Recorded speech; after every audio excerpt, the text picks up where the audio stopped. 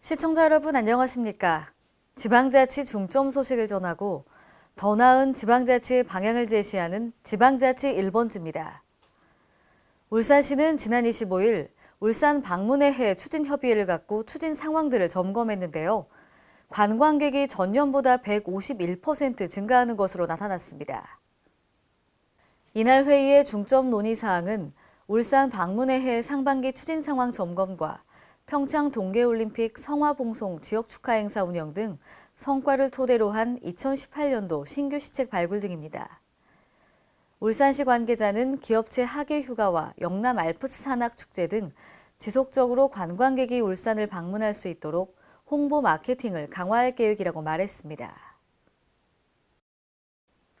국제구호개발 NGO 세이브 더 칠드런 주최로 지난 24일부터 이틀간 충남 유스호스텔에서 어린이 옹호 활동가 캠프가 진행됐는데요.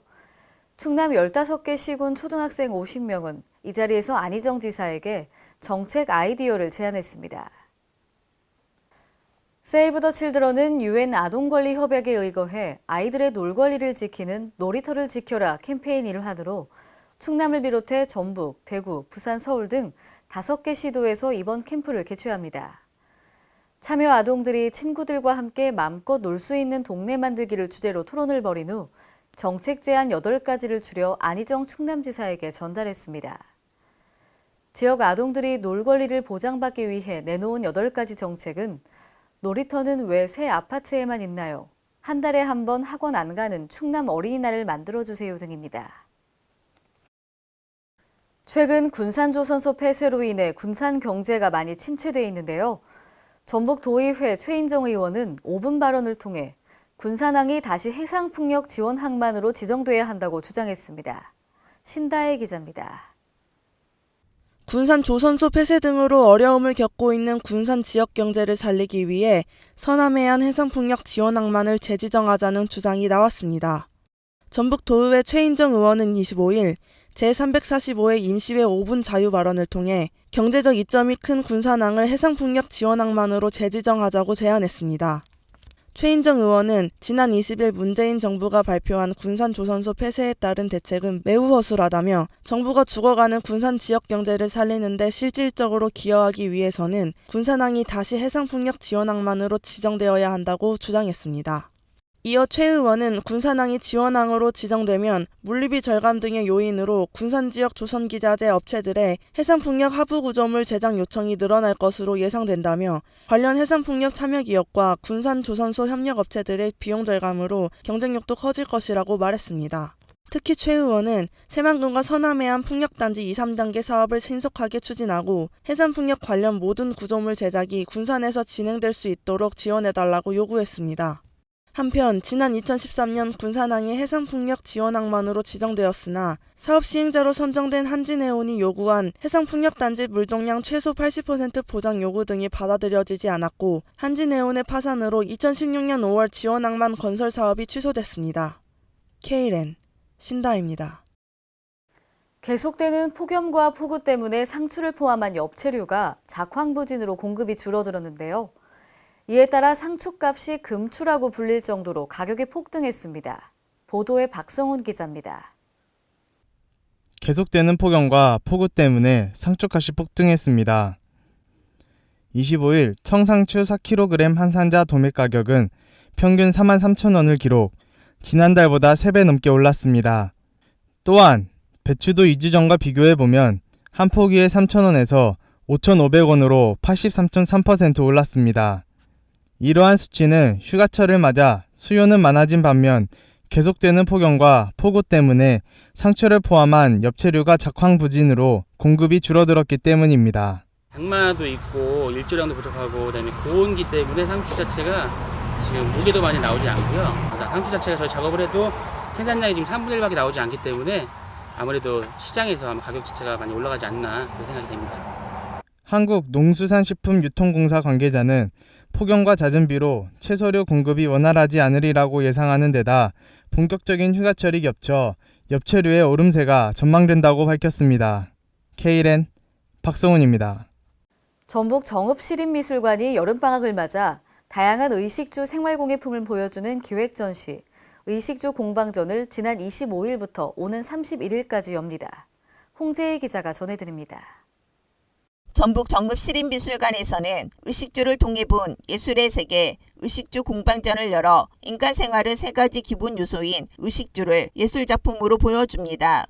시립미술관은 일상생활 속에서 접할 수 있는 의식주를 소재로 한 공예작품들을 모아 123 전시실에서 31일까지 선보입니다.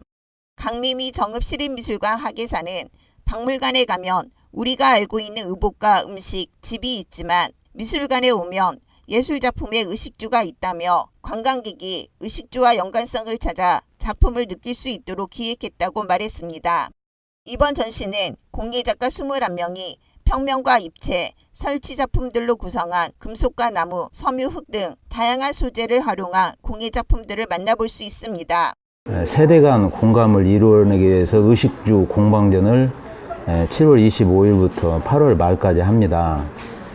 지금 21분의 작가들이 참여를 하는데 우리 실생활에서 느껴보는 그런 그 작품들 와서 보시면 우리 조상들의 숨결을 느낄 수도 있고 그 숨결 속에서 우리가 배워야 할 점이 무엇인가 이런 여러 가지를 느낄 수 있다고 봅니다.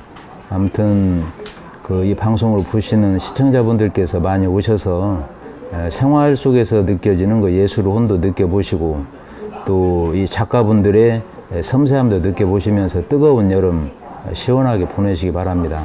을을 소재로 한 작품은 배경민 작가의 우간자로 길게 늘어뜨린 천에 금분을 사용해 그림을 그린 휴식일, 송수미 작가의 재봉틀 이미지 위에 실패를 붙여 표현한 나눌 수 있는 호흡, 이정희 작가의 실크천에 명주실로 수놓은 화조도 가리개 등이 있습니다.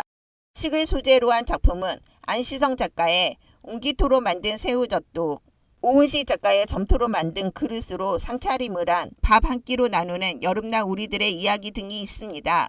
줄을 소재로 한 작품은 정상현 작가의 점토로 만든 우리 집 거실장이 대표적인 작품이며 작품 하나하나가 모여 줄을 이루며 아늑한 공간과 꿈을 표현한 작품들을 칭합니다. K랜 홍재희입니다.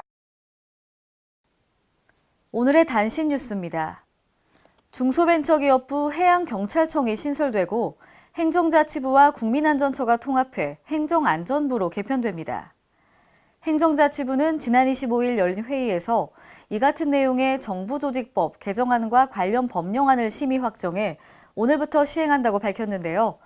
개정안에 따르면 이번 정부조직 개편으로 새 중앙부처인 소방청, 해양경찰청이 각각 외청으로 독립됐고 미래창조과학부는 과학기술정보통신부로 이름을 변경했습니다.